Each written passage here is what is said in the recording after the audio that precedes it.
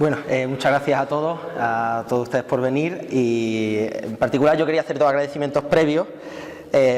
Uno al archivo en sí mismo, con todo su personal, por todo lo que nos facilitan, el trabajo aquí. Yo empecé aquí hace ya muchos años de la mano de Enrique, mi maestro y amigo también, y desde el principio, desde todo el personal, desde la directora Alicia, pues tiene una disposición no solo en lo laboral, en su horario laboral, sino que a pesar de ser funcionarios, pues aquí los tienen por la tarde. Así que ese mito de que todos los funcionarios tienen ese carácter, para nada. Hay muchos funcionarios que creen en su trabajo, que creen en la administración pública y creen que desde la administración hay que sacar todo el patrimonio. Y como les decía, pues muchas gracias a ustedes por su presencia, pero en concreto sí quería agradecer esta iniciativa en concreto, el Archivo del Tiempo, una iniciativa que ha partido un poco de la coordinación de Alicia, de todo el equipo del archivo, con nuestro compañero Antonio Díaz Rodríguez, y liderados por supuesto académicamente por Enrique Soria, porque muchas veces se nos olvida que el patrimonio no solo son palacios, castillos, iglesias, conventos, sino que el patrimonio también son documentos. De hecho, puede haber historia sin patrimonio, pero está claro que no puede haber patrimonio sin historia, y entonces la historia se encierra aquí. Gran parte de la historia de Córdoba, cuando no la historia de España, y por tanto la historia de gran parte del planeta, se encierra en esas paredes que ven ustedes al otro lado, en la antigua iglesia de Santo Domingo. Y el hecho de que el archivo quiera sacar de a veces esa atalaya académica reservada para investigadores y volcarlo a la sociedad, y de que lo que se hace aquí tiene sentido y se traduce en el saber y en el conocimiento público, pues no ya como participante sino como ciudadano, lo agradezco de corazón y de verdad que lo aplaudo sinceramente. El título de la ponencia es altamente peligroso por dos motivos. En primer lugar, porque no soy un especialista en el Inca Garcilaso. Hay muchísimos especialistas muy anteriores y muy superiores a mí, ya fallecidos y por supuesto vivos, pero sí que es verdad que servía de alguna manera de reivindicación al cuarto centenario de su muerte, de hablar de lo que él significó, para la historia de España. Y por ello, aprovechando que realmente la conferencia que yo propuse hacer era sobre la nobleza mestiza, pues lo refusionaba y decía, bueno, pues vamos a hablar del Inca Garcilaso, y que él sirva de maravillosa excusa para plantear un panorama social muy interesante, del que voy a plantearles a ustedes aquí. Y por tanto, sea, como ya he dicho, porque no soy un especialista, y sea también porque la intención de la conferencia es algo más amplia, el Inca será una pieza de un puzzle mucho mayor que voy a intentar transmitirles a ustedes de la mejor manera posible. La España moderna, la sociedad de la España moderna, tenemos que tener algunas consideraciones preliminares para entender por qué vamos a hablar de esto aquí. La sociedad de la España moderna tiene un discurso oficial que nace, por supuesto, de una sociedad procedente de la Edad Media, con unas raíces sociales, jurídicas, pero sobre todo mentales, que hunde sus raíces en la Edad Media. En una Edad Media que además con un orden incluso basado en la época clásica, habla de que la sociedad ha de dividirse en tres órdenes, incluso lo que podríamos llamar estamentos,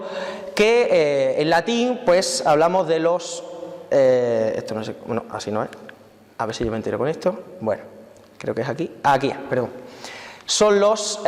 bellatores, es decir, los que hacen la guerra, bellum, del latín bellum, guerra, y lo que vamos a entender por los nobles, es decir,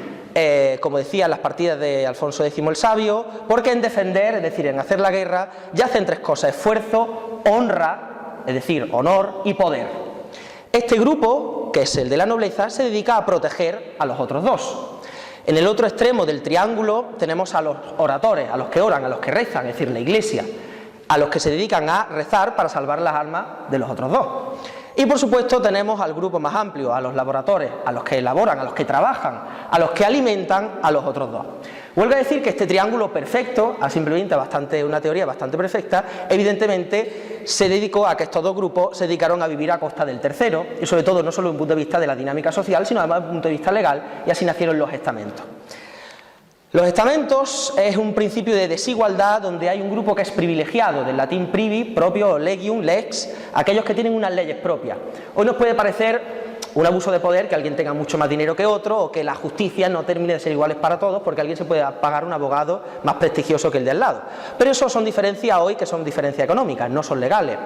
Hasta el siglo XIX las diferencias eran legales, es decir, había una diferencia clara legal entre los que tenían una serie de poder, a los que estaban reservados todas las funciones de poder, y el resto, que además era el 80, el 90 o el 95% de la población. Y por tanto, de esa herencia feudal emana un poder político, que en inicio era un poder meramente militar, pero que se fue traduciendo en todo el desempeño político del honor de la administración, al menos en la teoría, con todas las rupturas del sistema que por supuesto ya sabemos y que hoy voy a apuntar un granito más. Así pues, tenemos que tener en cuenta otro ingrediente más.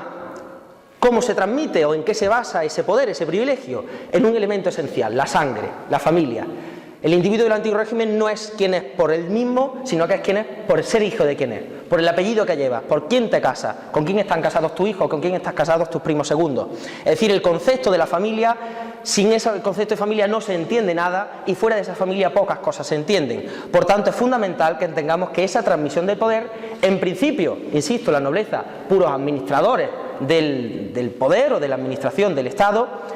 feudal, el Estado medieval en todo su más amplio concepto, poco a poco fueron patrimonializando y ese poder, en principio, por ejemplo, del gobierno de los territorios a través de la nobleza, con esa excusa se llegó a patrimonializar absolutamente todo. Es así que los nobles crearon desde la Alta Edad Media una serie de iconos que todos asociamos con la nobleza,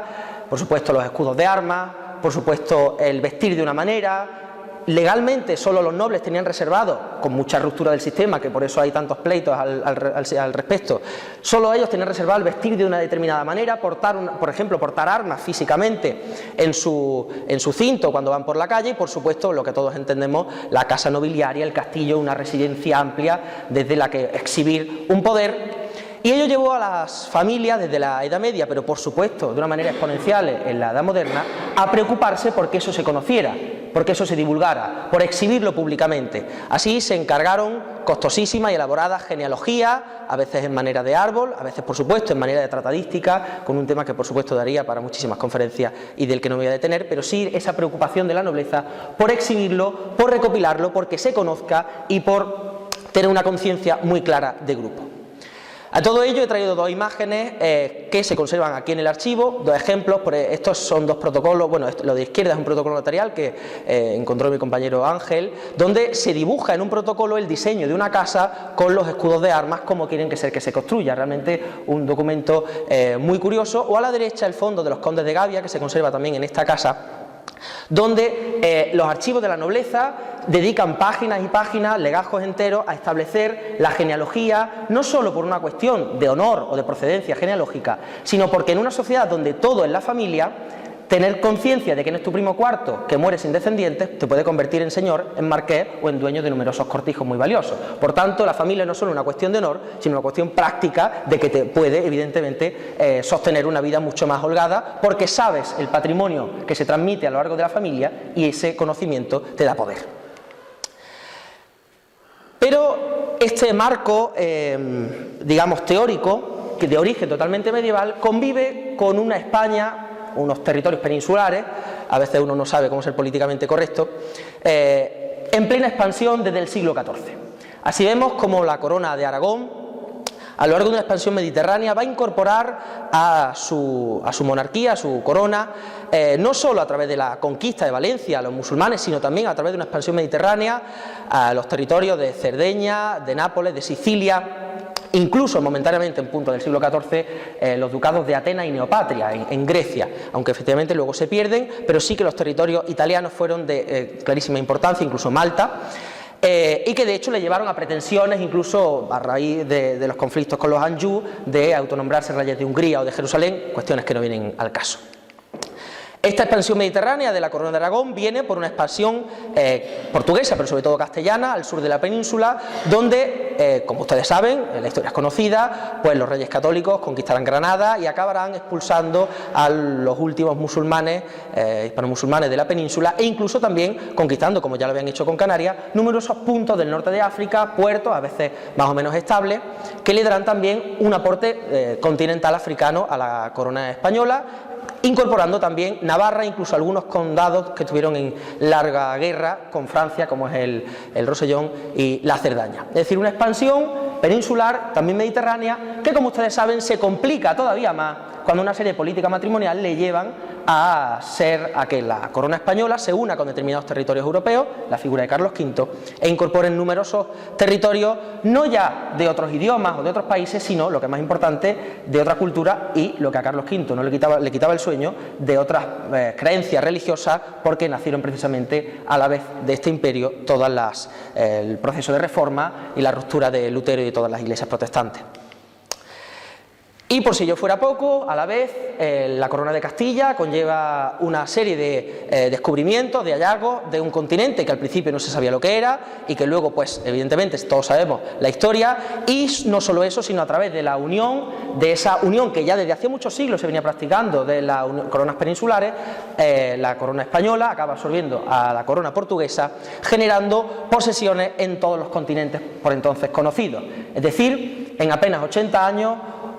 unos territorios de una herencia mental absolutamente medieval se ven gobernando prácticamente un tercio del mundo conocido, gobernando no solo ya, insisto, lenguas, sino razas, culturas, religiones, que a veces ni se sabían de dónde procedían. Y por tanto nos encontramos con una sociedad teóricamente medieval, estable, inamovible, estanca, privilegiada, muy ordenada,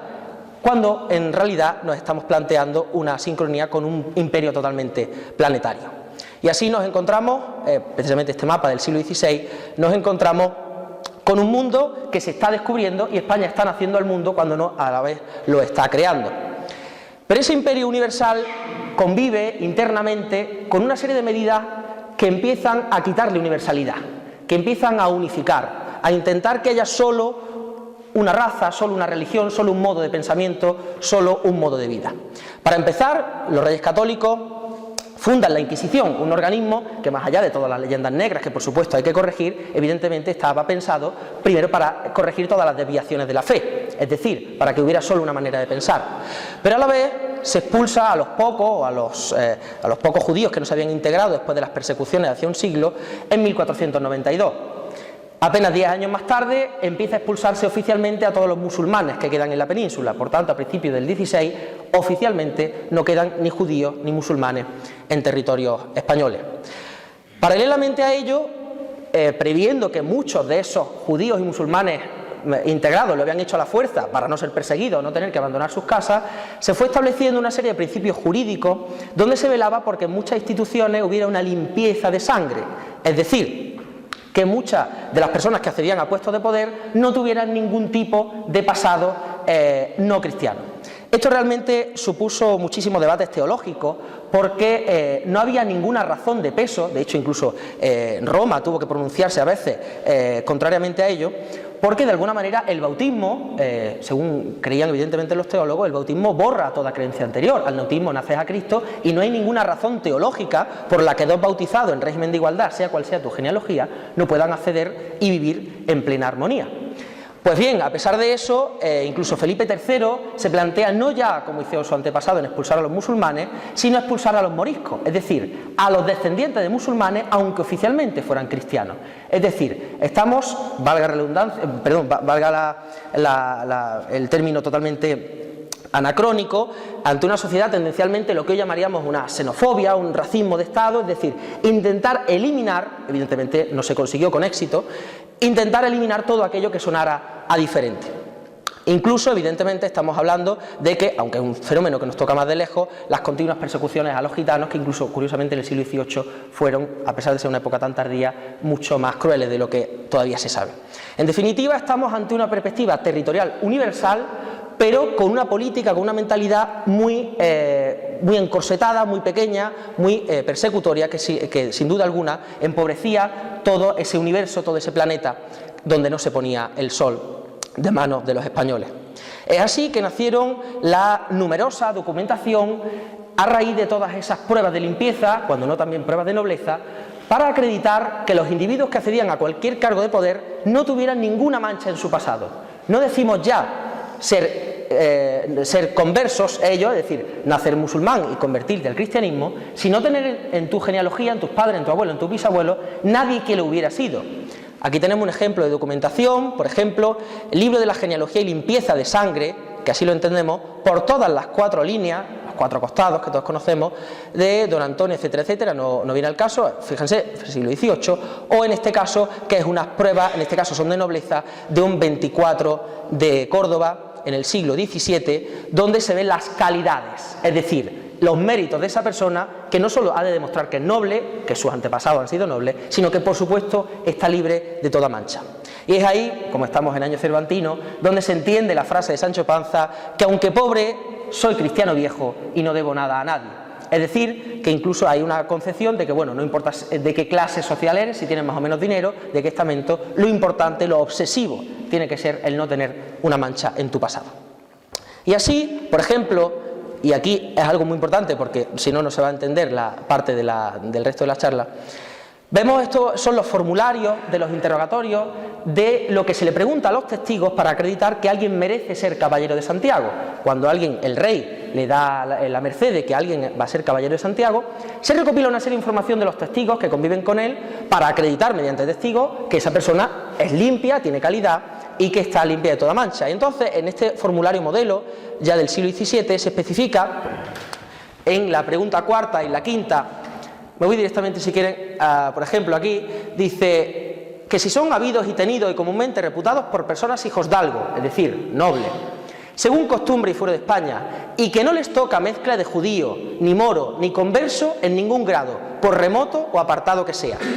Y aquí es donde vemos perfectamente donde se especifica incluso en esta segunda parte también que se refiere a tanto a su padre como a su madre. Aquí incluso, a veces incluso mete todo tipo de raza, de religión o de cultura diferente. Incluso Fray Francisco de Torrejoncillo en 1691 apostilla todavía más, porque en muchas pruebas se acredita padres y abuelos, pero él va todavía más lejos. Dice, no importa que no lo sea el padre, que no sea limpio me refiero, basta la madre y aún no entera, basta la mitad y ni aun tanto, basta un cuarto y aún un octavo, y la Inquisición Santa ha descubierto en nuestros tiempos que hasta distantes 21 grados han conocido judaizar. En este caso se refiere a los conversos, que realmente lo que le preocupó mucho más a la Iglesia, por supuesto a la Inquisición, que lo que vamos a hablar hoy, que fue los judíos conversos. Lo que se ve es una obsesión de preocuparse no solo ya en abuelos, en bisabuelos, sino que queda una memoria de que hasta 10º, 15, en este caso 21 grados de generaciones, no haya mancha en tu familia, el pasado esté totalmente limpio. Obviamente, en una sociedad que entonces, si hoy evadimos Hacienda, imagínense en la época, hubo muchísimas transgresiones a este sistema, pero en la teoría esta era la práctica. Y así les he traído algunos ejemplos de libros de texto, incluso algún escaneo de algunos donde yo estudié, donde se comprueba que ese discurso oficial de la época se ha traspasado a nuestro aprendizaje. Es decir, en los libros de texto que estudiamos en secundaria se ve claramente cómo ese sistema estamental, inamovible, donde estaban los limpios, no los limpios, donde estaba el clero y la nobleza por un lado y los campesinos por otro, donde no había movilidad, donde la teoría de esa sociedad se cumplía,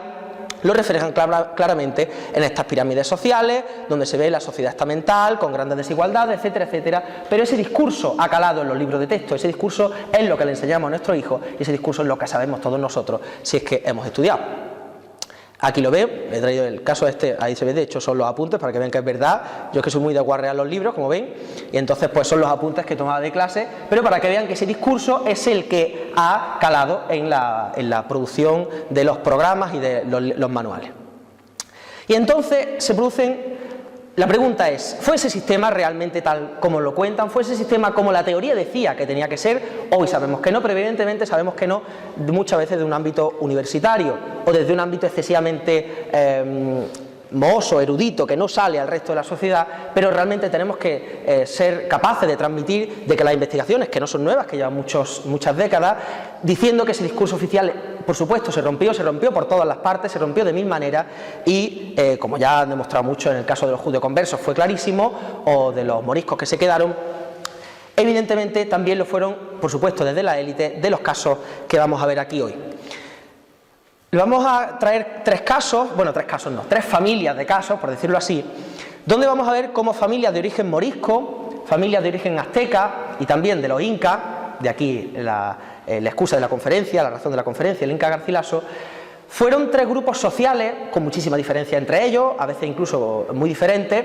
pero que consiguieron romper ese sistema, que consiguieron romper esa teoría y aplicar una nueva práctica. Aplicaron una nueva práctica que, por supuesto, no se podía decir. Es decir, no se podía exhibir, no se podía admitir por el sistema. Pero el sistema, como sabiamente para no explotar en sí mismo, tuvo que recoger y tuvo que asumir. Vamos a ver algunos casos de los moriscos, con los infantes de Granada, los Granada Venegas, algunos casos de los aztecas, sobre todo los descendientes de Moctezuma, y también, como no,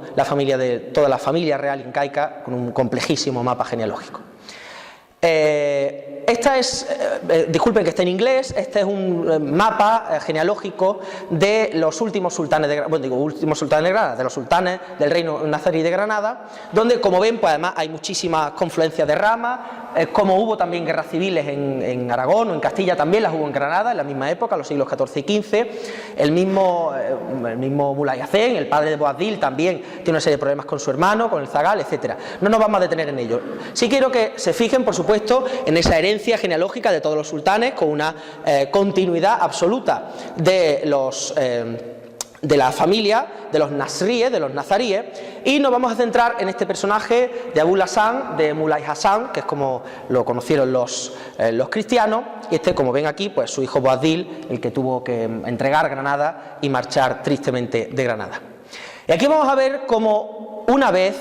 que se conquista Granada, se dice la tradición que fue justo antes de la conquista de Granada, poco antes, los hijos de su segundo matrimonio, Nasser y Saad, se convirtieron al cristianismo y se bautizaron, uno como don Juan de Granada y otro como don Hernando de Granada. Una de esas tres familias, además, ahora veremos una de las tres familias importantes que para los reyes de España fueron un motivo de preocupación. Dice Enrique de Jorquera que pusiéronle por nombre al mayor don Fernando de Granada, por el rey católico que fue su padrino, y al menor le pusieron don Juan de Granada, respecto al príncipe don Juan, al único hijo varón de los reyes católicos que lo apadrinó. Dieronle palabra de que se le daría el estado de Mondéjar, que era suyo de la Alpujarra, habiéndose conquistado, y ellos de esto se les hizo otras muchas mercedes. Sabemos que muchas de las promesas, casi todas las promesas que se le dieron los reyes católicos a las tres ramas de los granadinos, prácticamente ninguna se cumplió, y de hecho su mayor preocupación fue quitarlos rápido de un entorno musulmán, no vaya a ser que se les ocurriera reivindicar algún derecho dinástico. Y es así como vamos a ver que nos dice Luis del Mármol y Carvajal que a los descendientes de los infantes don Juan y don Hernando tienen por apellido de Granada, y traen por armas dos granadas en campo azul y un letrero atravesado que dice Lagueleblila, que realmente dice no hay vencedor sino Dios. Y aquí ven como en la colección Salazar y Castro aparece claramente, no sé si se puede leer, infante don Juan de Granada, y efectivamente aparece do Granada, en este caso con un lema latino, Christus Vincit, en fin, no hay más vencedor sino Dios, si Dios es Cristo, pues Cristo vencedor. Y ahí se ve perfectamente cómo un nacido absolutamente como musulmán, un príncipe del sultanato de Granada, de pronto se ha convertido en don Juan de Granada, con su escudo de armas y con un entorno nobiliario de primer orden. Es así pues, este texto está sacado de un documento del Archivo Histórico Nacional, de los múltiples memoriales que mandan estos descendientes, que habla perfectamente cómo estos dos infantes, a don Juan y a don Hernando, pidieron los sacasen de aquel reino por asegurar los ánimos de los moriscos, que no los tenían asentados como ellos. Es decir, que no todos los moriscos se habían convertido tan devotamente como estos dos infantes. Bueno, pues nos los llevamos de Granada, como ya he dicho, vaya a ser que se les ocurra hacer algún tipo de reivindicación. Y en agradecimiento de ello, pues se lo llevaron a Valladolid. Como ven ustedes, los dos infantes se casan con mujeres de la nobleza española en este sentido,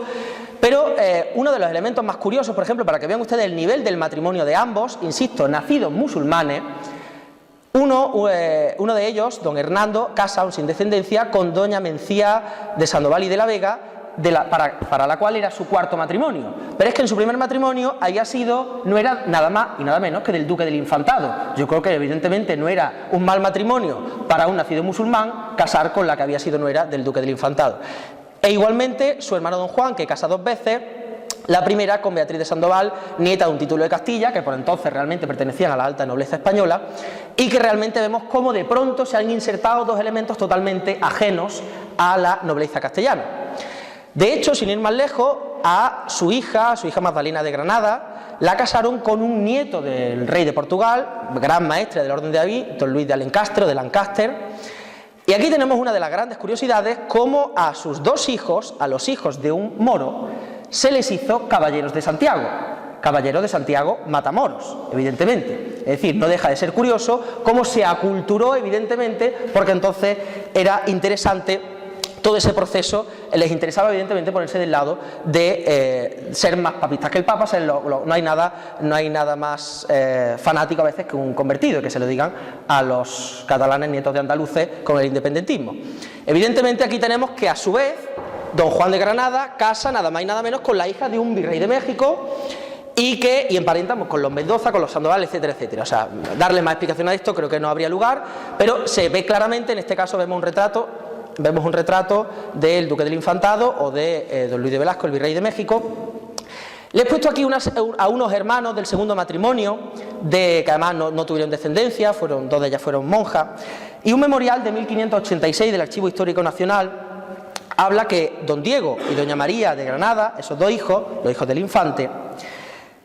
dicen que habiendo representado a vuestra majestad que por no haberse cumplido el asiento que los reyes católicos tomaron con el rey de Granada, su abuelo, cuando les entregó aquel reino, están perjudicados en la parte que les podía pertenecer de la recompensa que le ofrecieron, y con mucha necesidad y obligados a vivir metidos en un rincón por faltarle hacienda, etcétera, etcétera. Es decir, en 1586 le escriben al rey Felipe II que somos nietos de un rey de Granada y nos estamos muriendo de hambre, a ver esto qué es. Y efectivamente tienen una serie de solicitudes, muchas de ellas concedidas, donde a todos los hijos se les da un estipendio, la corona le da un privilegio de por vida, no sé, de miles de maravedíes o de reales, con los que sobrevivir, precisamente porque su honor es suficiente para que tengan rentas de la corona, porque son infantes, porque son príncipes, por mucho que sean príncipes moros, evidentemente. En este caso les he traído las pruebas del expediente de Santiago, no de la Casa Real, sino de una familia de élite granadina, los Segríes, que también pululaban por aquel momento, por la Granada convertida. Si lo ven ustedes aquí en este caso se refiere a don Luis Hernández el Segrí, que es el padre de este señor, que dice, dice el testigo, don Juan de Aguilar, testigo, conoce al dicho de don Luis Fernández el Segrí que pide el hábito. Y dice, y es habido y tenido por hijo legítimo de Gonzalo Fernández del Segrí y de doña María de Granada, su mujer, difunta.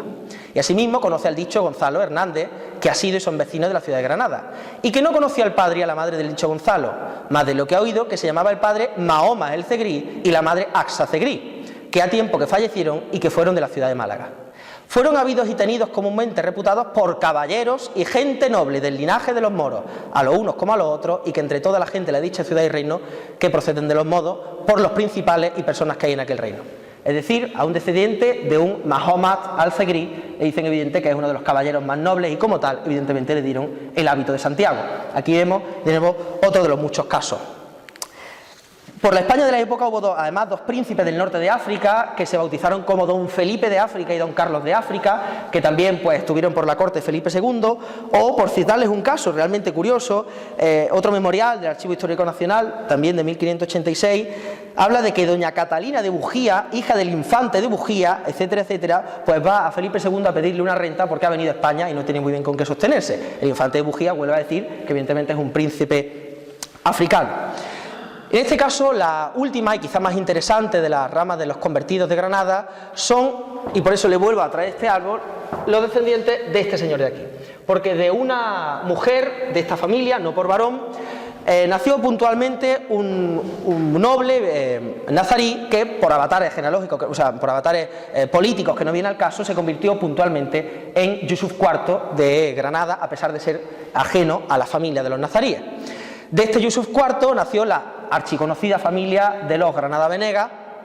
toda vez que Sidi Yahías al-Nayar se convirtió en don Pedro de Granada y su hijo Ali Omar Ben Nasar se convirtió en Alonso de Granada Venegas. Y de ahí nacieron, 3 generaciones más tarde, el título marquesal de Campotejar.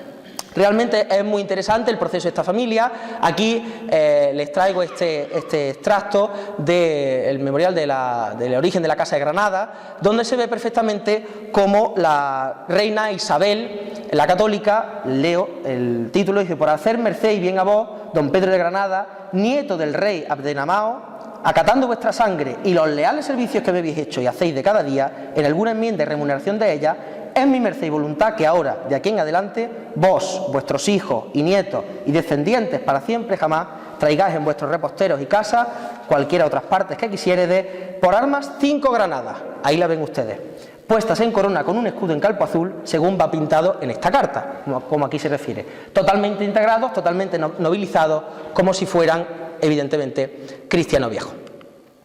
Y de ahí, aquí, pero sin embargo, ellos, claro, una vez convertidos, dice, bueno, quizá, ya que somos marqueses, ya que somos caballeros de Santiago, quizá es hora de que empecemos a enmendar un poco la plana, porque no sabemos hasta qué punto puede soportarse esto de que seamos descendientes de los nazaríes. No podemos negar que somos descendientes de los nazaríes, y entonces en este memorial dice, donde desciende cuyo principio fue un príncipe del linaje de los godos. Claro, es decir, bueno, los nazaríes vienen de los reyes de Zaragoza y los Zaragoza de los godos, y así pues cubrimos el expediente, que sí, que hubo un fallo en medio de 800 años de Islán, pero que nosotros realmente procedemos de los godos y así hemos salvado muchísimo mejor nuestra memoria histórica. En todo ello, fíjense, esta es la Casa de los Tiros en Granada, la casa solar de los Granada Venegas, de los marqueses de Campotejar. Aquí ven una nómina reducida, no les he puesto todas porque realmente no me cabía, de los hábitos de caballeros, Santiago, Calatrava y Alcántara, que se da solo en esta familia, solo en la familia, en la rama de los Granada Venegas. Y que, como ya he dicho, en uno de ellos, las pruebas son concluyentes, son exactamente las mismas, en la de don Diego de Granada, no es el cabeza de familia, uno de los laterales, testifica un testigo que dice, a la cuarta pregunta dijo que don Diego de Granada Venega y su padre, don Alonso de Granada Venega, y el abuelo materno, don Pedro de Granada Venega, dijo que ni ha visto ni ha oído decir que ninguno de ellos tenga raza ni mancha de judío en ningún grado, por remoto y apartado que sea. Claro, no se meten más lides porque no puede. Y que ha oído a los sobredichos, y es muy público y notorio, que en esta ciudad, que el dicho don Diego y sus ascendientes son descendientes de un infante moro, que no sabe cómo se llamaba, y que ellos se precian de ello y por esta razón han de ser de Alcántara y de Santiago por la memoria tan alta que tienen, etcétera, etcétera. Es decir, evidentemente se justifica esto porque no es lo mismo ser moro que ser nieto de un rey moro, evidentemente. Y aquí pues ven uno de los retratos de don Pedro de Granada y el escudo de armas que utilizaron los Granada combinado ya con el Venegas. Y curiosamente, un buen día, pues en este archivo encuentro un testamento bastante que a mí me llama la atención porque no es un apellido habitual, el apellido de Granada. Y efectivamente estaba entonces un monje novicio del convento de San Agustín que se llama a sí mismo Fray Alonso de Granada. Y al principio, raro ya para ser el siglo XVII, no cita a su padre ni su madre, no dice nada. Pero al final del testamento, que tienen ustedes ahí, en esa vitrina, dice: y cumplido y pagado lo contenido en este mi testamento, el remanente que fincare y permaneciere de todos mis bienes, títulos, derechos, etcétera, lo herede su señoría don Fernando de Granada, marqués de Campotejar, canónico y chantre de la iglesia de Cuenca, mi señor, mi padre en este caso, a quien establezco por mi legítimo y universal heredero, atento a que no tengo otro forzoso. Curiosamente, en Córdoba recaló a alguien que era totalmente ajeno a su familia, a su historia, en este caso como fraile de San Agustín, pues lo tenemos como descendiente directo, pues es hijo del tercer marqués y por tanto descendiente directo de su cuarto rey de Granada y por tanto de los moriscos en la historia de Granada. Y realmente, al no ser una familia cordobesa ni tener más vínculos con Córdoba, pues llama mucho la atención como en Córdoba recala y tenemos un exponente documental precisamente de los moriscos. En el caso del continente americano, y avanzando precisamente, acercándonos ya a la figura del Inca Garcilaso, tenemos un panorama, si cabe, aún más fascinante.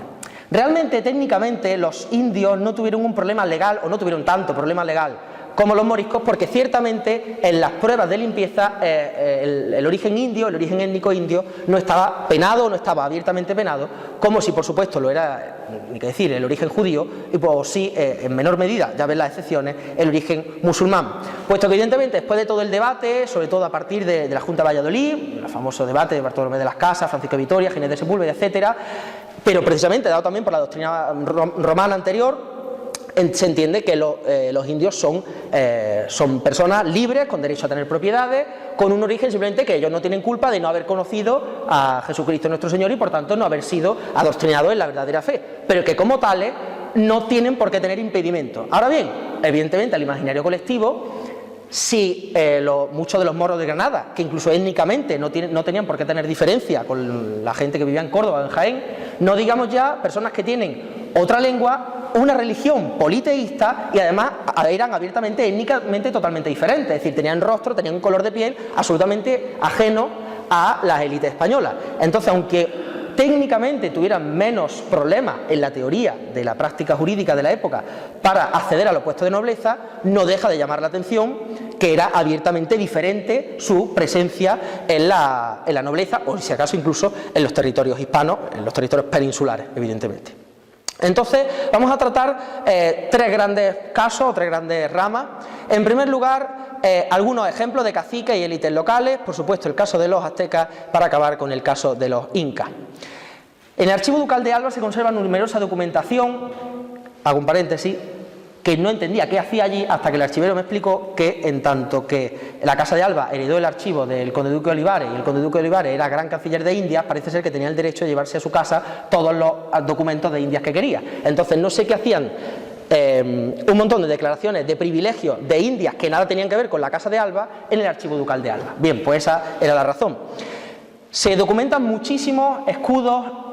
por ponerle un ejemplo, el caso en este caso de reconocimiento de hidalguía y de concesión de escudo de armas a caciques americanos, a caciques indígenas,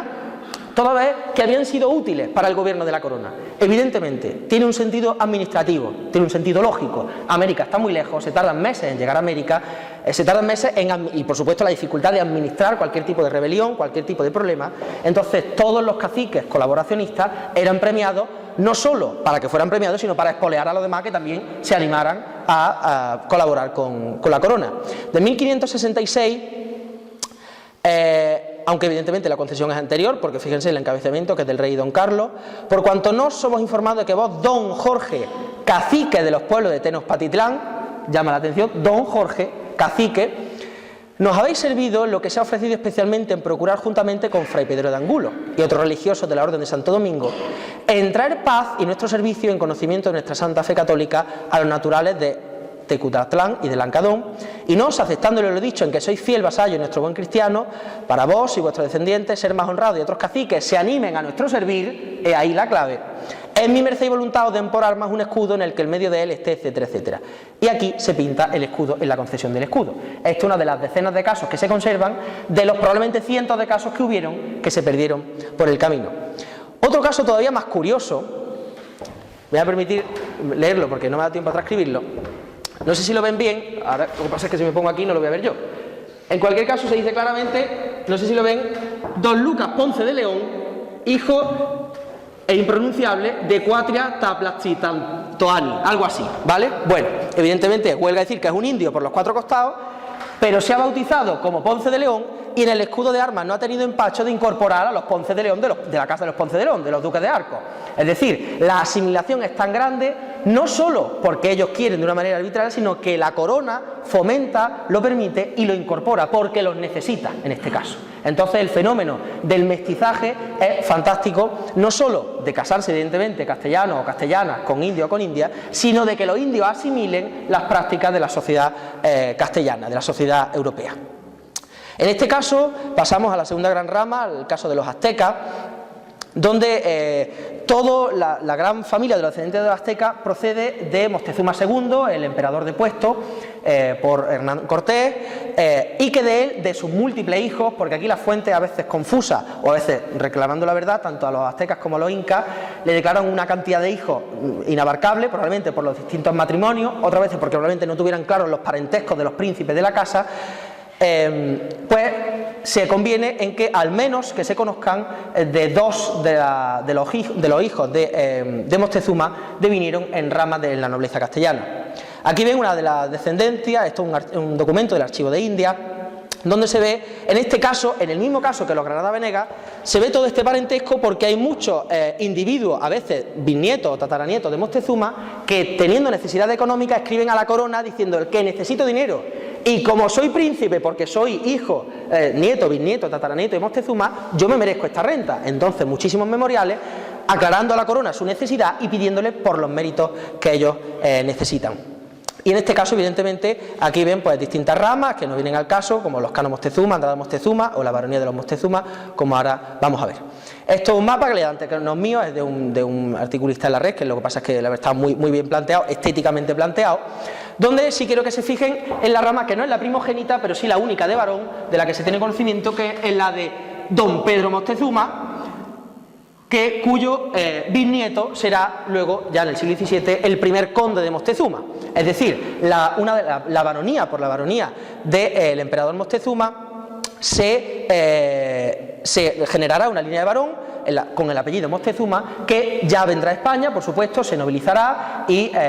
gran parte de su vida pues vivirán en Madrid o con un señorío en Granada, etcétera, pero que aquí ven, por ejemplo, don Pedro Ctesifón de Moctezuma y de la Cueva, ya convertido en 1627 como primer conde de Moctezuma de Tultengo, toda vez que su padre, en este caso todavía nacido con lengua náhuatl, se casó con doña Francisca de la Cueva de Valenzuela, es decir, ya se asimiló a la nobleza castellana y como tal se incorporó dentro de esta casa. Así vemos la evolución que tenemos desde el emperador Moctezuma, su hijo, su nieto, su bisnieto, que es el quien consigue ya el título nobiliario. Y una de las curiosidades es que, bueno, este título a partir del siglo XVII da muchos bandazos porque va cayendo constantemente en mujer y además sin descendencia, entonces va cambiando de apellido. Pero una de las curiosidades es que la tercera condesa de Moctezuma, ya mujer, casó con José Sarmiento de Valladares, que andando el tiempo se convierte en virrey de México. Es decir, un conde consorte de Moctezuma, de la heredera del último emperador, se convierte en el virrey, es decir, en el gobernador de toda la Nueva España, de lo que anteriormente había sido el reinado de los aztecas. Es decir, una ironía histórica que sin duda nos habla de esa convivencia de dos mundos andando en el mismo sentido. Y aquí es donde vemos este retrato del, esperemos que mejor gobernante que bien parecido, del virrey de México, en este caso conde de Moctezuma. Es curioso que otra de las ramas de los Moctezuma procede de un hijo ilegítimo de este primer conde, que se asienta en Ronda, y lo más curioso es que es la que más lejos llega, es decir, la que genealógicamente llega hasta el siglo XIX. Aquí lo ven, se asientan en Ronda, en Málaga, entonces Reino de Granada. Y entonces vemos como Pedro Manuel de Moctezuma, hijo ilegítimo, en este caso casan con los señores de Arriate, y en Ronda son señores de Arriate, del que por cierto proceden los marqueses de la Amarilla, duques de Ahumada, y el fundador de la Guardia Civil. Y una vez asentado, como decimos en Ronda, se emparentarán, perderán la baronía ya como Girón, Morejón y Moctezuma, pero aquí ven que se conserva la casa solariega de esta rama ilegítima, los señores de Arriate. Luego convertido en marqueses de Moctezuma, se conserva el escudo de armas que le concede Carlos V, que es precisamente un águila bicéfala. ¿Por qué? Porque Carlos V hace el guiño de que si la águila bicéfala es la representación del imperio y Moctezuma era emperador, merece que el mismo icono tenga también un lenguaje, aunque sea para los indios, y por tanto es el águila bicéfala la que se utiliza para el escudo de armas de esta rama de los Moctezuma. Es curioso cómo, y fíjense, 1819, en esta lápida del último varón de los Moctezuma, que está en Ronda, dice: aquí yacen las cenizas de Fray don José Moctezuma y Rojas, caballero profesor de la Orden de Calatrava, brigadier de los Reales Ejércitos, nieto por línea recta masculina del grande emperador y rey último de México y de la doña José María Virués y Segovia. Es decir, 300 años más tarde ha querido ponerse en su epitafio, no esconderse como por supuesto hacían los judíos o incluso disimularlo como los moriscos, sino exhibir en su tumba, 1819, ayer por la tarde, que era descendiente y último nieto del legítimo varón del emperador Moctezuma, lo que sin duda hablaba de que en este caso una diferencia que sí marcan los moriscos con respecto a los aztecas y los incas es que ellos sí se sintieron orgullosos, sí pudieron presumir, sí exhibieron su ascendencia. La tercera de las ramas que vamos a ver de los Moctezuma es la que viene por su primogénita, en este caso no por varón, pero sí por su primogénita, doña Isabel de Moctezuma, nacida con un nombre por supuesto impronunciable, y que se casa, tiene descendencia se tiene noticia de hasta con 7 varones diferentes, no con todos se casa, habida cuenta de la compleja realidad social y matrimonial de las Indias en este momento. De ella derivan diversas ramas, entre ellas por ejemplo la actual duquesa de Alba, desciende de ella. Y sobre todo la más principal es la de los Cano Moctezuma, como aquí ven, pues descienden de Juan Cano de Saavedra, que fue, en este caso sí su marido, y de la que descienden la rama de los Toledo, Carvajal y Moctezuma, que hoy tienen un palacio en Cáceres, que por cierto el Archivo Provincial de Cáceres es el palacio de los Carvajal, Toledo, Moctezuma en Cáceres. Curiosamente, jamás pude esperar que en Córdoba halláramos un Moctezuma, y un buen día, ya sé que no me va a tocar la lotería, encontramos el testamento de Francisco de Toledo, Moctezuma y Obando, testando en Córdoba en el siglo XVII. ¿Qué hace este señor aquí? Sinceramente no lo sé. No tengo ni la menor idea. Si cita a sus padres, a su padre aún así no lo he podido todavía enganchar genealógicamente, pero van a ver ustedes por una genealogía sencilla de que pertenece a esta rama. Tienen su testamento precisamente ahí exhibido y extractado. Y efectivamente dice: sepan cuanto a esta carta vieren, como yo, Francisco de Toledo, Moctezuma y Obando, vecino de esta ciudad de Córdoba en la collación de Omnium Santorum, de todos los santos, luego refundida en la Trinidad,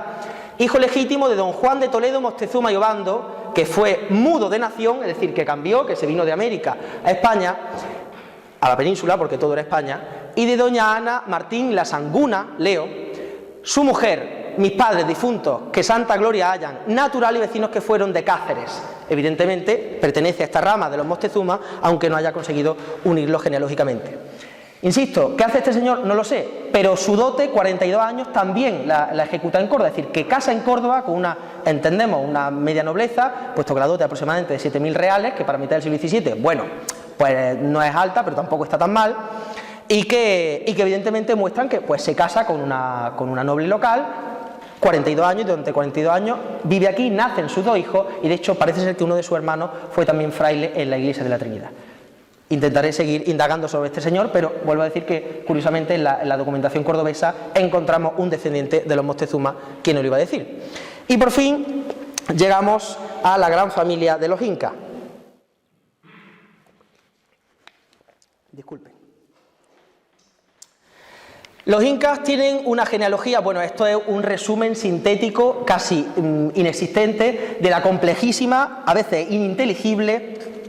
genealogía o descendencia de los últimos incas. Sea como fuere, uno de los quizás factores que ayudan a que la nobleza incaica o la familia real incaica se incorpore a la nobleza castellana es que cuando llegan los españoles allí hay una guerra civil, es decir, y siempre que viene un factor externo en mitad de una guerra civil ayuda a que uno de los bandos se pongan de tu parte. Eso en la península ibérica lo tenemos claro desde Enrique II de Trastamara hasta la Guerra Civil Española, última, evidentemente a que ayudar a uno de los dos bandos y que esos bandos se alineen, no solo política, sino incluso familiarmente, de parte del ganador, como de hecho puede ser que una de las familias de los incas pues tuviera hijos con Francisco Pizarro, el propio conquistador del Perú. Le he traído aquí, insisto, una síntesis prácticamente inexistente de alguna de la descendencia de la familia incaica. Huayna Cápac, que es el padre de los incas que se van a pelear por el trono de Huáscar y Atahualpa. Les considera a Atahualpa el último inca, aunque luego vino una región incaica, bueno, que fue como que se le permitió una legitimidad, pero no viene al caso, pero realmente el reino del Perú acaba ahí. Y toda la familia, de la que además parece ser que incluso se documenta que hermanos pudieran tener hijos con sus propias hermanas. Nada que nos suene más lejos de extraño, como por ejemplo también se le atribuye a los faraones de Egipto, es decir, una costumbre de las familias reales que es tan endogámica para no mezclarse con el resto de la sociedad, que bueno, llegan a casar hermanos con hermanas, si es que eso fue cierto, pero en cualquier caso multitud de hijos, cada uno que se pone de un bando, cada uno se alinea con una cuestión. Uno de ellos será el padre de don Carlos Inca, que ahora veremos, una sobrina será la que case con Sebastián Garcilaso de la Vega,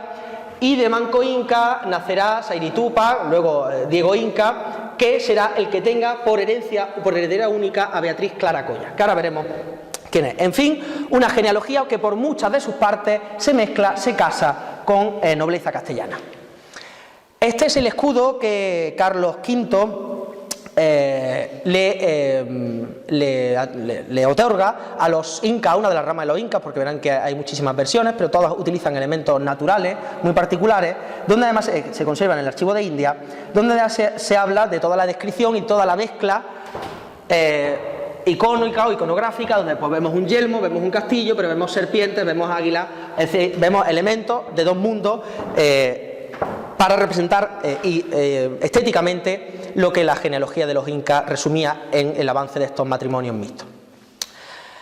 Un matrimonio de altos vuelos y realmente curioso, van a verlo ahora, es el matrimonio que se produce entre don Juan Enríquez de Borja, marqués de Alcañices, y doña Ana María Inca de Loyola, que se celebra en 1611. Aquí ven un recorte de un cuadro donde se le ve a él, caballero de Santiago, como ven, con la cruz, pues ataviado con lo que es la España de la época. El cuadro es posterior, pero se recrea la España de la época, y aquí a doña Ana María Inca de Loyola. Vamos a ver estos señores de dónde vienen. Lo curioso de esto es que este matrimonio es este que vemos aquí, que es el que le acabo de enseñar aquí lo tiene. Don Juan Enríquez de Borja con doña Ana María Colla Inca o Colla Oco, en fin, lo podemos encontrar de diferentes nombres, que además se le dio el título, en este caso, como le pasó a los aztecas, el título marquesal de Santiago de Oropesa. Vemos que esta señora es, ahora lo veremos esto de aquí, hija de una ñusta, es decir, de una princesa, de una miembro de la familia real incaica, puesto que, como ven, desciende de Huayna Cápac, como lo hemos visto antes, y que por tanto era línea directa de la familia real incaica. Lo que ocurre es que además ella fue la única heredera de su padre y por tanto tenía además cierta preeminencia con respecto al resto de sus primos, al resto de los otros descendientes de los incas.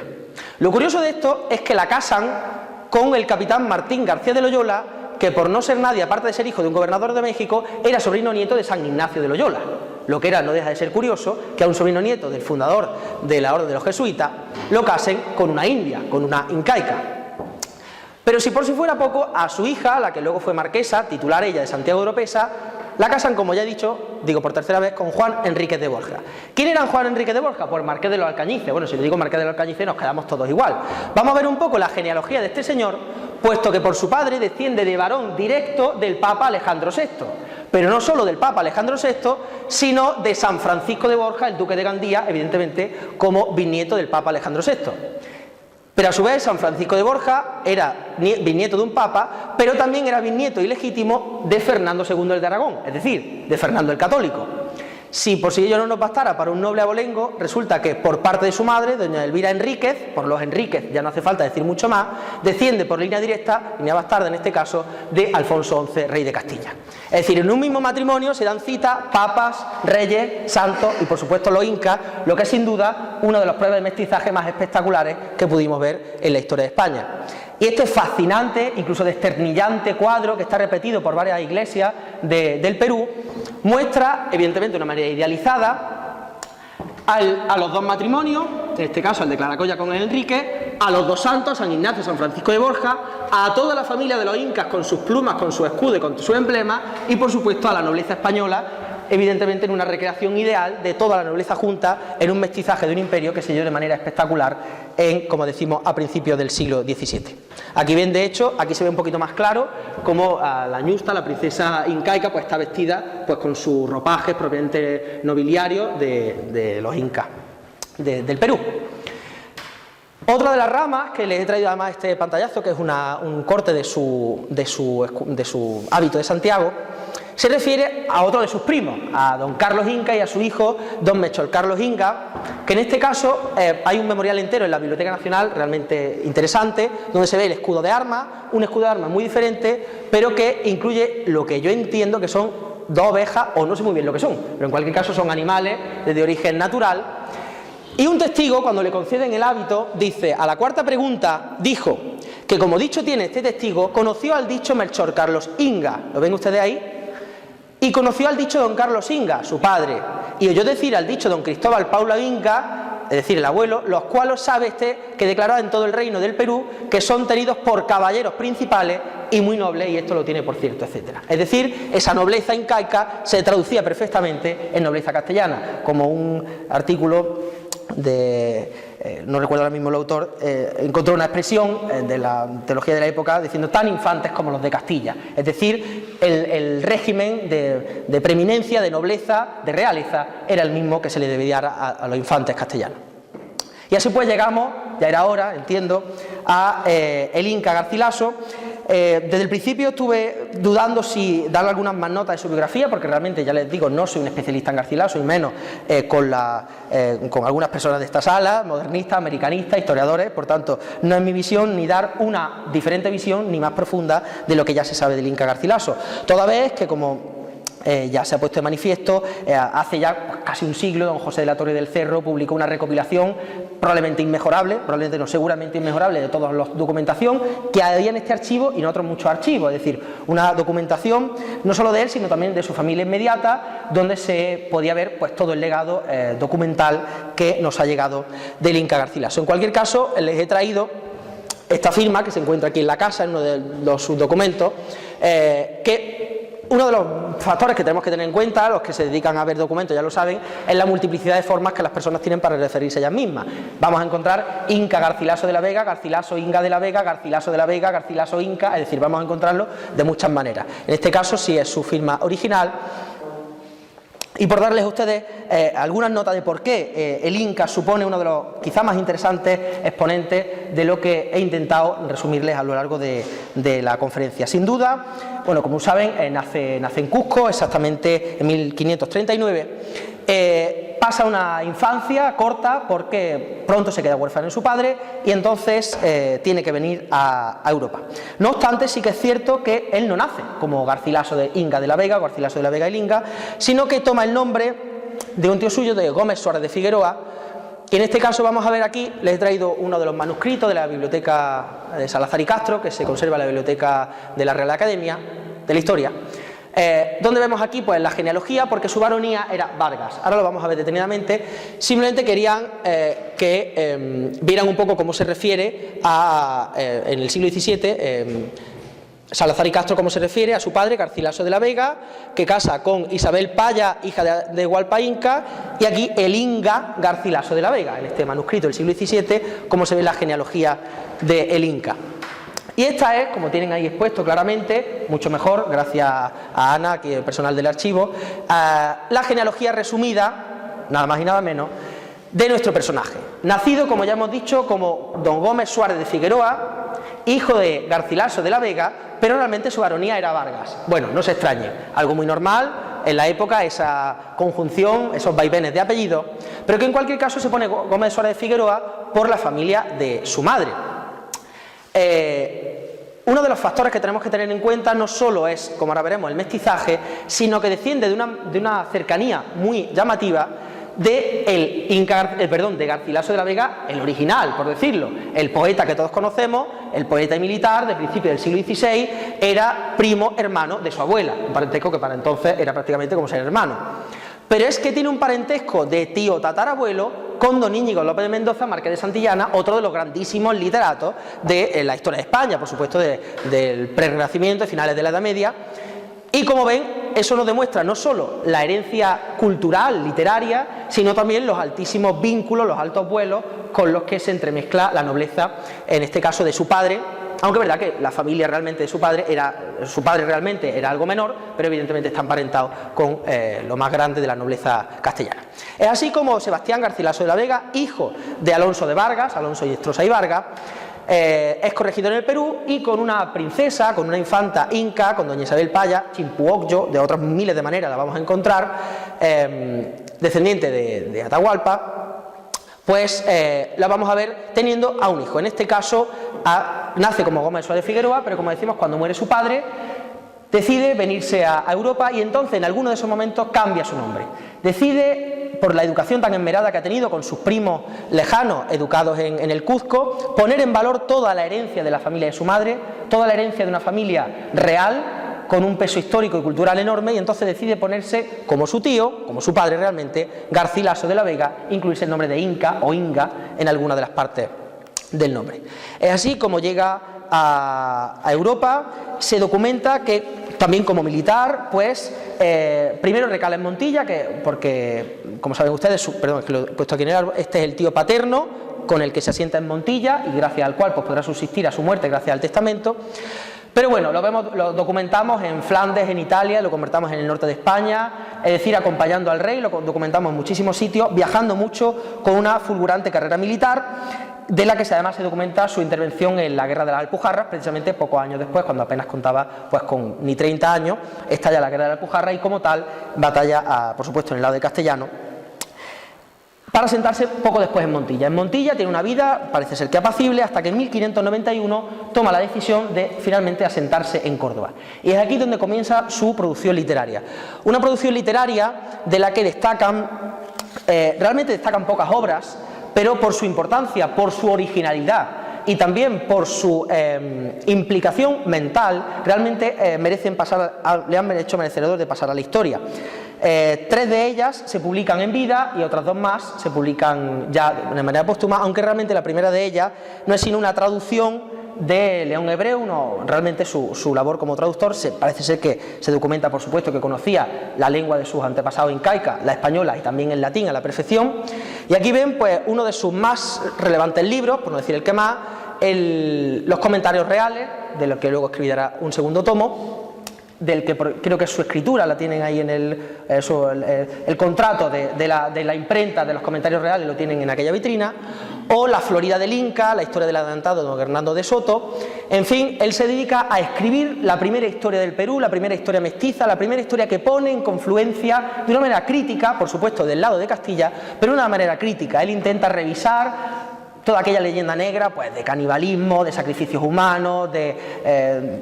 ciertos iconos algo monstruosos o digamos desvirtuados que en Europa se tenían, cuando de hecho retratando aquella expresión de Bartolomé de las Casas, como si es que en el viejo continente hubiéramos sido siempre civilizados y humanos en el trato entre nosotros, ¿no?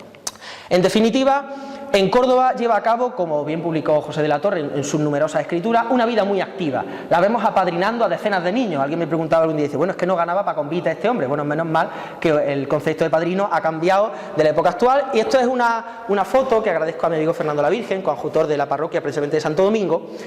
Es decir, este libro estuvo aquí, en esta casa, donde ve claramente que en este bautizado de Andrés fue su compadre Garcilaso de la Vega Inga. ¿Lo ven aquí? Pues de esta documentación hay muchísimas pruebas de que fue padrino de matrimonio, fue padrino de bautismo, es decir, que se implicó con la sociedad. Le debemos ser conocedor de Góngora. Por ahí he leído algo también que probablemente, ¿por qué no? Coincidió con Cervantes, coincidió con otros muchos de los literatos de Córdoba y de la España de la época. Aquí, ahora. Y aquí su escudo de armas, que lo van a ver algo más o menos explicado, con una foto antigua del Fondo Romero de Torres en esta fotografía. El escudo del Inca resume perfectamente lo que él fue, lo que quiso ser y lo que sin duda acabó siendo. El mestizaje de dos mundos, de dos maneras de entender el mundo.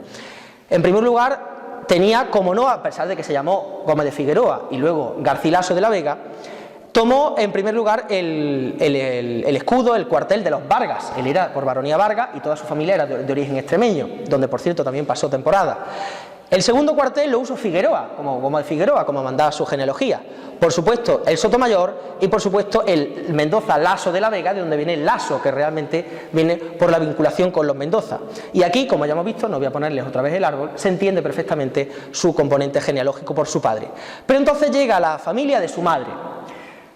Les he traído aquí una imagen, ya como digo, del siglo XVIII, donde se ve claramente los elementos de la realeza inca, como es el sol, como es la luna, como es esta mascapaicha, que era una especie como de, bueno, como, no sé, lo asimilo, me recuerda al tintinábulo papal, ¿no? O sea, una especie como de manguillo en alto, o por supuesto los plumajes, las serpientes, el yautu, esta diadema real. Y entonces todos estos elementos, le traigo esta pintura porque me ha servido, pero no está tomada esta pintura, el escudo me refiero. Y de todos esos elementos podemos ver cómo él recoge todos esos elementos reales y él diseña el escudo de armas, la mitad materna. En este caso coge el sol, coge la luna, coge el yautu y coge la mascapaicha, acabando en estas dos serpientes con una cola entrelazada, con la que, como ven ahí, se ve también perfectamente ahí esas dos culebras o víboras, bueno, no tengo ni idea de biología, no sé cuál de las especies de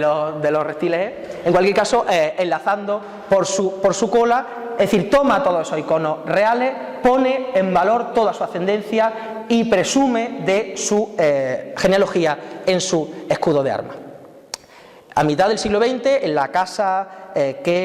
donde murió, donde testó, ahí tienen también el testamento, con todas sus cláusulas, donde se ve perfectamente que además debió tener una vida más desahogada a partir de que heredó a su tío, pero a su muerte se le deben muchísimas deudas, curiosamente, del marqués de Priego, su primo lejano. Bueno, ya saben ustedes, la España de la época, todos los personajes tienen deudas a favor y deudas en contra, un sistema económico bastante complejo de entender, pero en cualquier caso, su testamento es bastante prolijo, donde deja muchísimos bienes a sus sirvientes, con hasta 5 codicilos, es decir, con 5 correcciones o adiciones al propio testamento. En cualquier caso, murió entre el día 22 y 23 de abril de 1616, y aquí, en esta placa de 1959, se tributa a su muerte esta memoria del insigne peruano, español, en cualquier caso, literato e historiador. Aquí ven la placa la placa, el escudo de armas en esta rejería, del que también se conserva el contrato. De bueno, acudo a José de la Torre y por supuesto a la documentación notarial del archivo, donde se ve cómo se contrata. Se conserva el contrato de la reja, el contrato del Cristo que está en la capilla, es decir, él va disponiendo perfectamente cómo quiere diseñar su capilla, cómo se tiene que enterrar, el diseño religioso y arquitectónico de la capilla. Y aquí una de mis sorpresas fue encontrarme en los jardines de Villa Borghese, en Roma, un día paseando, además lo identifiqué por el escudo, una estatua de Garcilaso de la Vega el Inca con un pedestal en castellano, en español. Me parece ser que es una copia de la que hay, que es en Lima, creo que no recuerdo exactamente, una ciudad de América, ¿no? Incluso no sé si es Argentina, no recuerdo el país. Pero en cualquier caso me llamaba la atención que en Roma hubiera una estatua a Garcilaso y no la hubiera en Córdoba. Aquello me llamó bastante la atención, hasta que, bueno, tiene que haber un cuarto centenario para que un buen día pues se pongan los políticos a reencontrar al Inca y a poner de manifiesto su legado. Decía el Inca, dice, lo mejor que le ha pasado a Indias, se nos olvidaba que son los españoles y los negros, por igual, que después acá han llevado por esclavos para servirse de ellos, que tampoco lo sabía antes aquí en mi tierra, y que de estas dos naciones se han hecho allá otras, mezcladas de todas maneras. En su Florida, y sobre todo en sus comentarios reales, él reivindica la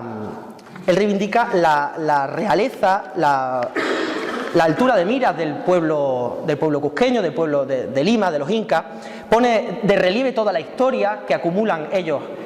y para equipararla a Europa, para decir que somos tan dignos, quitando muchos elementos que eran falsos y por supuesto poniéndolo al mismo nivel que el europeo. Así pues, sirva la figura de este hombre mestizo universal para lograr que en Córdoba, a través de todos los casos que hemos visto, la coincidencia durante la Edad Moderna de sangre de todas las procedencias. Un hombre que entendió a la perfección que, como decía Don Quijote, la verdadera nobleza consiste en la virtud. Si el icono de Córdoba de las tres culturas, de herencia andalusí, y con toda su deformación y sus tópicos lo asignamos, como digo, a épocas pasadas, podemos ver a través de esta argumentación, a través de los incas, de los aztecas, a través de los moriscos, cómo revive también siglos más tarde en nuestras paredes, en nuestros archivos, con otras caras, con otro linaje,